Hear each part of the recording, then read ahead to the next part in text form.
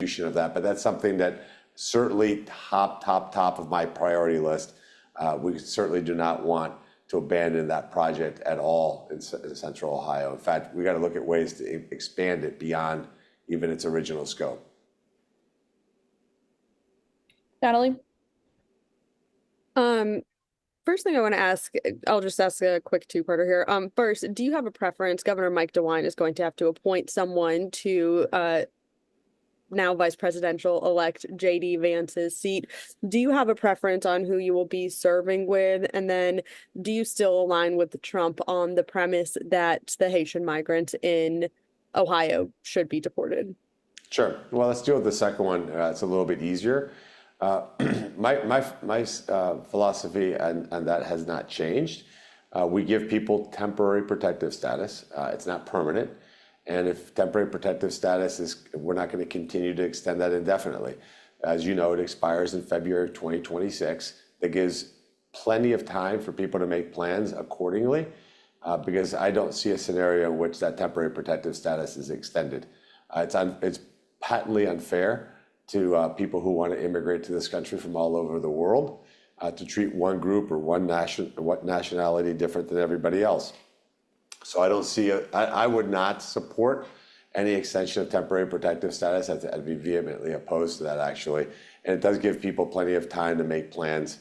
Now, what I do want to do is make certain that we have a strong, legal, robust immigration system that's on our terms.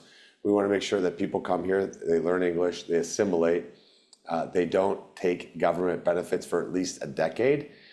They add to our economy, and they absolutely do not lower wages. You know, one of the things that I've seen in Springfield, unfortunately, is a twofer. Number one, the companies are able to pay those workers less money because the workers' lives are being supplemented by the U.S. government and the taxpayer. That's completely unfair to companies that are competing with American labor. And then the second thing is, we have to make certain that we don't have this insanely large proportion of people who are now on our social safety net programs. Those safety net programs are intended for American citizens. In fact, one of the bills I'm thinking about introducing is I'm calling it the American Taxpayer Protection Act. And it would be a bill that would prohibit any federal agency from directly giving any money to any foreign national in this country. So the agencies would only be able to give assistance to U.S. citizens only. I think that's what Americans expect their taxpayer dollars to be used for. So that's my position on Haitian migrants, and by the way, not picking on Haitians, anybody who has temporary protective status, because it's supposed to be temporary.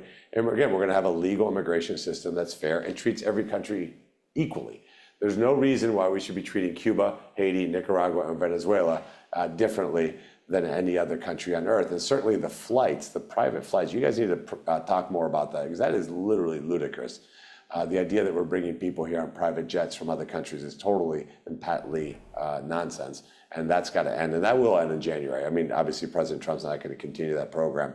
And we will certainly work legislatively to prohibit future administrations from doing such nonsense. In terms of who replaces J.D. Vance, those are some big shoes to fill. I mean, J.D. is an amazing conservative, a great spokesperson for the Republican Party. He's somebody who I'm incredibly aligned with. We're friends. That's my partner in Washington, D.C. We want to be able to work together, from little things like where our office locations are. We should work together to make sure we have offices around the entirety of the state of Ohio where we can share resources. And then also constituent services. How do we work together on building a joint constituent services operation? How do we make certain that we're both working in tandem on the same kind of projects? For me, as you heard in my speech last night, one of the things that I want to do is make certain that we have a positive impact in a lot of communities in Ohio that didn't vote for me.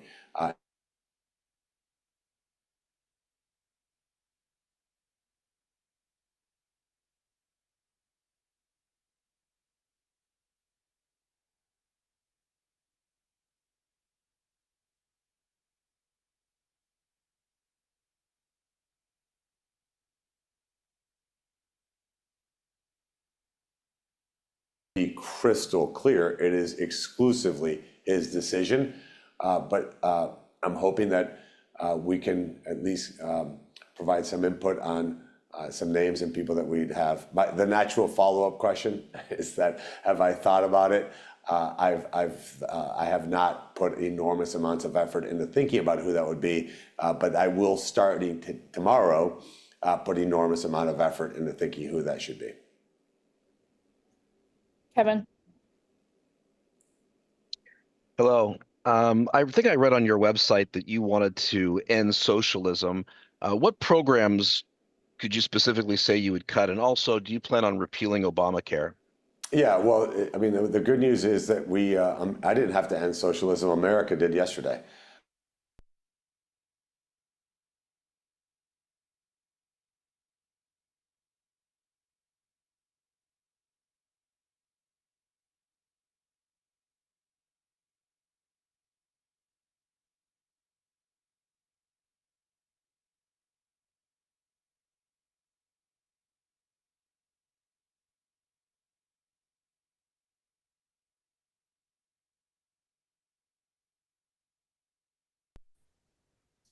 Can you hear me still, or are we dead?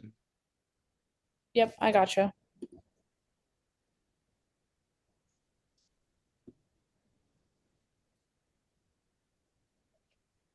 And I'm back.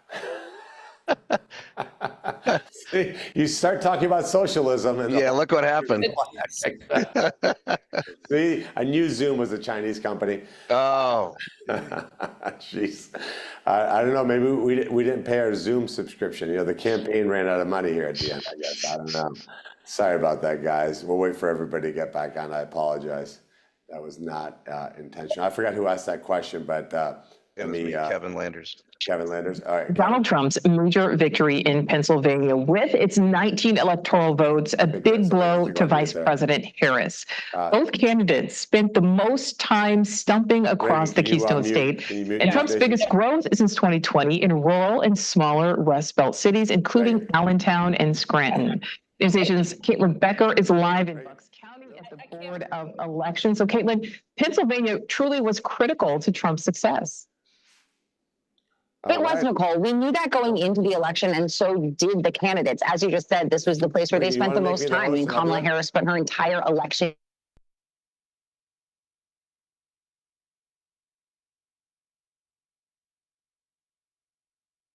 as the projected winner of Pennsylvania. They are still.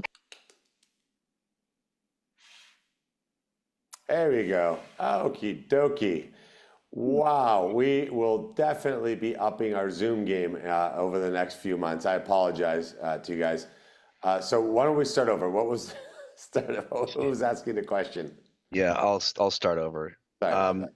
So I believe I saw on your website that you said you wanted to end socialism, and I was curious to find out what program specifically do you want to cut, and then also, do you plan to repeal Obamacare? Sure. Thank you. Well, Thank you. again, what I was saying on the concept of socialism is I think that was what was rejected yesterday. Kamala Harris and Tim Walz would have represented a move towards socialism, communism that this country soundly rejected. I mean, I think this was a red, white, and blue wave for sure. I mean, you saw record support among Hispanics, among blacks, among young people. I think that's a story that hasn't been fully told, just how well we did with young people. So I think that's all good news. When it comes to socialism, socialism does not mean having a social safety net program. In fact, those programs exist and they do a lot of good. We have to make certain that they're only available for American citizens, that we protect Medicare and Social Security by making sure only Americans are receiving any kinds of funds from the taxpayer. I think we protect Social Security by making certain that we incentivize the people who aren't currently working, who are capable of working, to make sure we get them in the workforce. I think the best way we do that is to move as much responsibility to the states as possible so that they can experiment with different ways to accomplish that. In terms of quote unquote repealing Obamacare, that's not on the table in my mind. What we're gonna do is figure out a way to improve the healthcare delivery system in America. And again, I'm a big believer that one of the things that we should do is see what we can do from the federal level to move more of that money and responsibility to states and let Ohio have more freedom about how it administers its health and human services and allow Ohio to do what it thinks it needs to do. And if Nebraska figures out a better way to do it and then they can, you have 50 kind of experiments on how to make that happen. I think having it all run remote control out of Washington, D.C. is just not going to happen. But anybody reading or listening to this, your health care is not going to be taken away from you. We're not going to take people who have pre-existing conditions and drop your health care. Our plan is the exact opposite. Look, we want to make certain that American citizens are protected, have good health care, that it provides high quality at the lowest possible price with the greatest impact. There's a lot of money in the healthcare system that can be saved where we can do a better job of delivering better care, but we're certainly not taking anybody's health care away or anybody who has a pre-existing condition. You know, one of the things that we got to be really careful to do is not scare people into thinking that something terrible or dreaded is going to happen to them. That's not the intention. Our job now as a Republican leadership in this country is to make people's lives better, not worse. Andrew. Some of my other questions got asked, but this is really general, Bernie, but I'm wondering what committees you want to be appointed to, how are you going to fill out your staff? You know, what are some like the nuts and bolts of the things that you actually want to, you know, that are going to get you going to work in Washington? Yeah, I'm working on that now. We're lining up interviews right now for an in-state staff, a DC staff. As I said on the campaign trail, we're going to bring some people from Ohio with me down to Washington, DC that have a fresh and new perspective. So the staffing plans are in place now. I'm super greedy. I want to make sure all the great people in Washington, DC work on my team. So we want to have the absolute best Senate staff in state and DC ever in the United States Senate. So that's my number one priority right now. That's what I work on and have been working on all day already. In terms of committees, I've looked at where we need help, where I can offer my expertise, my skill set, my background. Senate, obviously, Banking and Insurance Committee seems like an obvious place. Sherrod Brown was on that committee. J.D. Vance was on that committee. It seems like where we had two people from one state, which is unusual, that seems like an obvious landing point for me. A lot of financial institutions headquartered here in Ohio. Community lending, small banks are near and dear to my heart. So I got my business started. So definitely looking at banking, if that's a possibility. Again, that's not up to me, as you know. The other one is energy. A lot of the energy committee members are from the western states. I think we need some eastern states represented there. We have natural gas and coal and oil that play a big role here in Ohio. So I think the energy committee is important to me. And obviously commerce and transportation seems like an obvious one. And I would love to be thinking about how I can get on a finance committee too, because I think we got to curb the spending at Washington, D.C. and drive our deficits down. So generally speaking, those are the committees that I'm mostly interested in. I know that the banking committee is looking at creating a crypto subcommittee. Obviously would want to be on that and play a very, very important role in that committee, because I think that's an area of expertise that I have versus some of the other senators there. So that's as much thought, Andrews, I've given it to it in 12 hours. But we'll work on that. I'll work with Senate leadership. As you know, we have a majority leader vote next Wednesday, a week from today. So once the majority leader, the majority whip, the conference chair, the policy chair, and the vice chair are selected and the NRC are selected, we have Senate leadership, and then we have the chairman all set up. We'll see what the proportions look like. We still don't know if David McCormick wins. I hope he does. We don't know if Sam Brown wins. I hope he does. So the proportions haven't been mapped out yet in terms of who's available to fit in what committees. But generally speaking, that's what I'm thinking. Haley. Do you have a pick for a majority leader at this point? No, that's going to be next Wednesday. There's three people running, as you know. All three great people, good friends. All three of them were very helpful in my race. Got to know them really, pretty well. But for me, it's really important because, as you know, it was not a campaign slogan. I will only serve 2 terms. So that majority leader could be the only person I serve with. So I want to see what their vision is, how they get the whole conference engaged. I think it's extremely important to have equal voices heard in the GOP conference, and also make certain that they explain how they're going to get the agenda implemented. There's a lot of work to do over the next, over the first 100 days, from getting the cabinet appointed to getting judges going, to getting the budget and appropriations process passed. I just want to see how they plan, what's their plan to make that happen. What's their plan to work with President Trump, which is critical. They got to work hand in hand. So there'll be presentations next Wednesday. I'll be keened in to hear what they have to say, and I'll make the best decision that I can. That's the most consequential vote that I'll take prior to taking the oath. Eric. Thanks for taking the time today. Earlier, you mentioned your relationship with Vice President-elect J.D. Vance and, of course, President Trump. Have you talked with them over the past 12, 24 hours? And if so, what have those conversations been? Yeah, I mean, it was a congratulatory call from JD last night. Obviously, President Trump was very, very busy and still very busy today. So I've not spoken to the president, but I did speak to JD. He's super excited. I mean, you know, there's a sense of optimism that I've never felt before. A sense of just euphoria, not about a victory, but a euphoria about, hey, we really have a chance to get some great things done. That's what's given me energy all day. I mean, I didn't sleep very much last night, as you can imagine, but feel really good about where we're at in terms of just truly wanting to get some great things done. I think ultimately, like I said earlier today and what I said last night, we got to bring this country together. Look, I love this country. It gave me every opportunity in the world to succeed. The idea that Americans think we're each other's enemies is totally crazy. We got to bring this country together. And I hope all of you join me in that cause, that we really look at it and say, you know, for example, every Ohio media outlet endorsed my opponent, which is totally fine. I don't expect adoration from the media, but just a sense of fairness.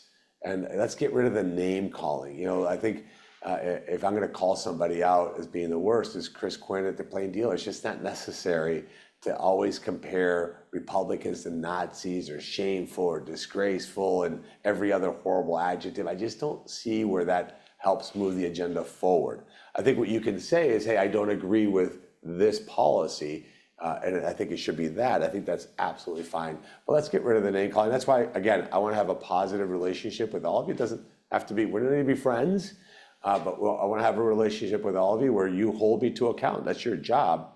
But let's get the vitriol down and set a good example here in Ohio, how we can have a constructive media relationship to really give the voters of Ohio, the people of Ohio, what they need to know.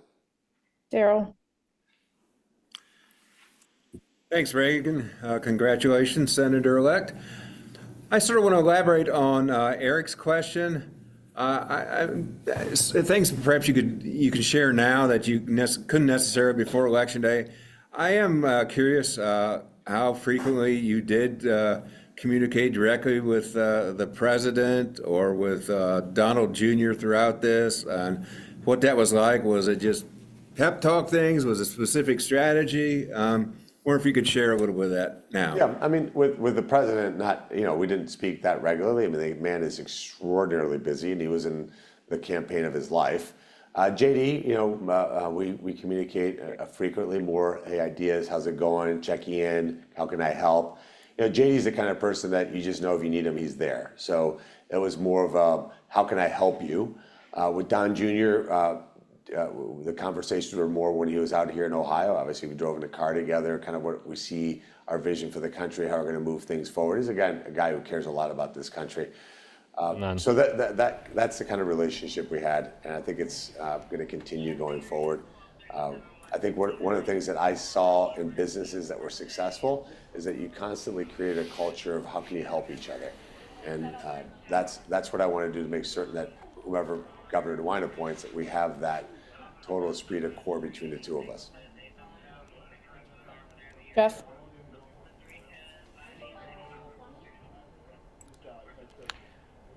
Hi there, Mr. Moreno. Jeff Slauson, WOIO. Just want to ask you two questions. First, on gun control. 3/4 of voters support some kind of gun control legislature. Where do you stand on that? Well, we got to punish the criminals that are committing the offenses now, and we got to enforce the laws that we have in the books. We don't do a good job of that, especially in some of our bigger cities, where the police, in some cases, don't feel like they have operational control of the city, which is a disaster. So we have to enforce the laws that are on the books already, I don't see a need to add any new laws because the reality is all these new laws do is they punish law-abiding citizens. I'm a multiple gun owner myself. I've gone through the process of buying a gun. It's extraordinarily cumbersome, and the gun stores are being put to a standard that is really about putting them out of business. That's not where we should be focusing our attention. I think we should focus our attention on the fact that we have a mental health epidemic in this country, especially among teens. We need to get to the bottom of that, put some resources behind that. Let's make certain that we're really helping the kids in this country not be in a situation that puts them in a culture of violence. So that's number one. Number two is we have to make certain that we have economic activity that moves people forward.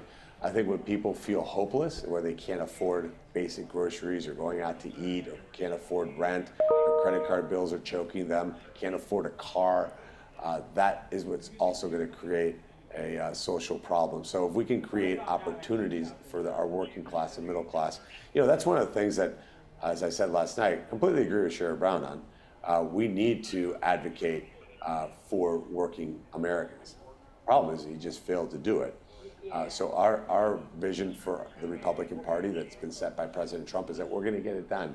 We're going to see real wages go up, the cost of everything go down, and I think that solves the problem more than just arbitrary gun laws.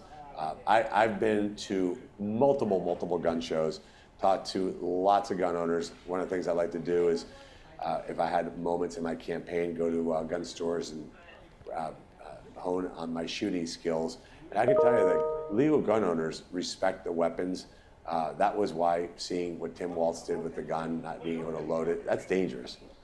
Somebody who does not know how to use a gun should not be touching a gun. And I think gun stores and the gun community would wholeheartedly agree with that.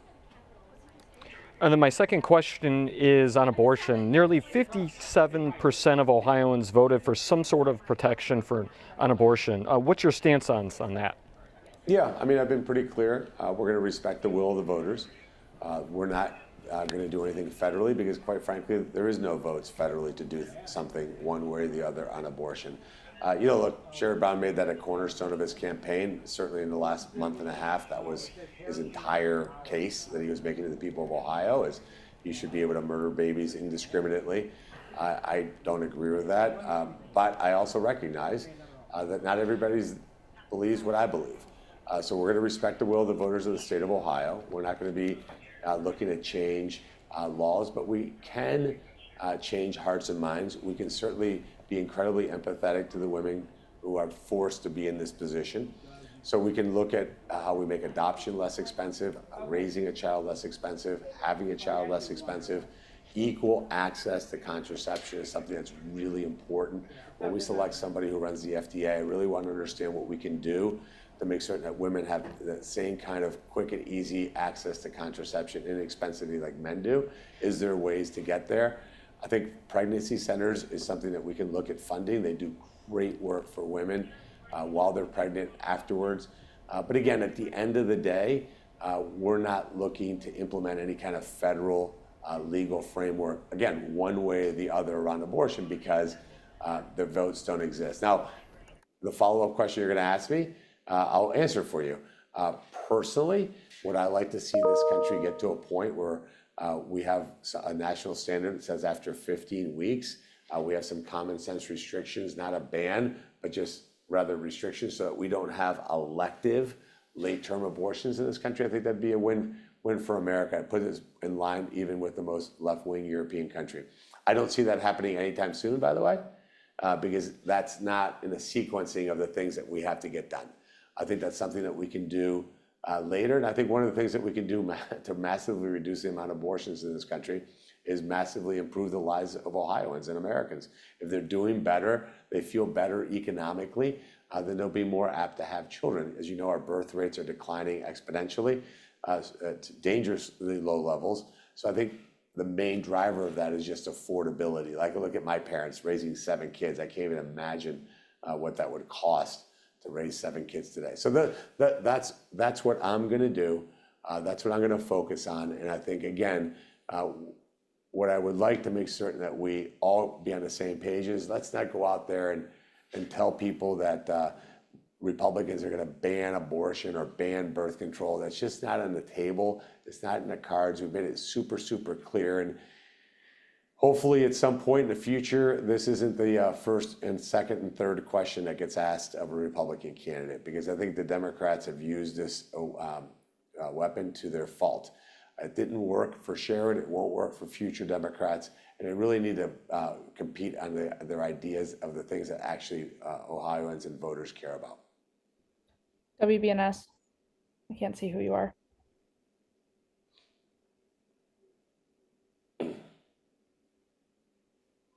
Nope. Jack. Senator-elect Moreno, thank you for taking my question. I have to fall on my sword and admit, due to a time conflict, I jumped on late. So if this question is redundant, I apologize. I don't know what the House is going to look like. It looks promising for Republicans, but in the Senate, one of the things that you can control now with the majority is appointing judges. Do you expect President Trump to be aggressive with placing judges on benches around the country? And if you have already answered that question, the question then I would ask is, who do you expect to be the junior senator from Ohio that Mike DeWine would appoint? Yeah, the second one we answered already, Jack, and that's going to be whomever the governor appoints. That really, I'll start thinking about that in the next few days. But we think I'm confident that Governor DeWine will appoint somebody who will serve the state well. In terms of the first question, Jack, it was not asked. We are definitely going to get to work. We got to fill the federal bench. These vacancies cannot be there. As you know, now that we have 2 Republican senators, we don't need the bipartisan commission any longer, so we'll be disbanding that. So it will be myself and whomever the junior senator is in Ohio that will work together to recommend judges here in Ohio. And I'm hopeful that we can fill these positions quickly. I'm hopeful that we can work with the Democrats, because as you know, there's a gap between January 3rd and January 20th, where President Biden is still commander-in-chief, that we can get some of these cabinet positions teed up so that the minute the inauguration happens on January 20th, we can go right into session and allow President Trump to hit the ground running with a full cabinet. So we will. That's one of the questions for next week, is how do we sequence all these things out to make certain that that we fill the vacancies that need to be filled, get a cabinet, get ambassadors appointed. So very, very shortly after President Trump takes the oath of office, he has a full and complete government where he can get things done. He's on a 4-year clock. You know, this is a unique situation in American history. He has 4 years to implement an incredibly, probably the most aggressive agenda in American history that restores this country back to its founding principles. So he's got to get to work quickly. The United States Senate, as you know, is in the personnel business, Jack, and that means we have to help him get the personnel that he needs to get the job done quickly, efficiently. And I'm hopeful, especially given the landslide that we saw last night, that the Democrats are much more open to cooperating. And I think there's an opportunity here where we can come together, Republicans and Democrats, to deliver great results for the American people. And I'm hopeful that we do. Okay, we've got a pretty busy rest of the day, so I think that will be the end of this. Bernie, if you have anything else to add. No, you know, if it's okay with you guys, we can do this on a regular basis. Again, just to keep a conversation going. I want to really have you guys understand what we're doing in Washington, D.C., what my priorities are. And hopefully you guys, again, don't treat me nicely, but also just treat me fairly. That's all I ask. We'll be accessible to you guys to answer whatever questions that you may have. And certainly your job is to hold me accountable, and I hope that you do that. I feel the weight of the office on my shoulders, and we're going to get to work. And as I said last night, I want to be the senator for all of Ohio. I've already started some progress about convening some mayors here in Cuyahoga County. We'll do the same thing in Hamilton, in Franklin, in Lucas, in Summit, to find out from the mayors on the ground what can the federal government do to improve these communities. I care a lot about making certain that we don't leave any communities behind, and that we really provide great economic opportunities for everybody in Ohio. That if you live in Ohio, you can have a great future. I talked to the president of Ohio State as well about figuring out how we can make Ohio State one of the greatest public universities in America in every regard, not just football. We got that down pat, but in terms of research and the impact it has, how do we improve our schools? How do we make our communities safer? How do we make certain that law enforcement has the tools that it needs? So we just have a huge, big agenda, and I'm going to get to work. Just know that I'm going to hang up with you guys. We'll do a little bit more media today, but this is about nose to the grindstone, hard work, and get it done. So thank you for covering the campaign. I know for you guys it was exhausting.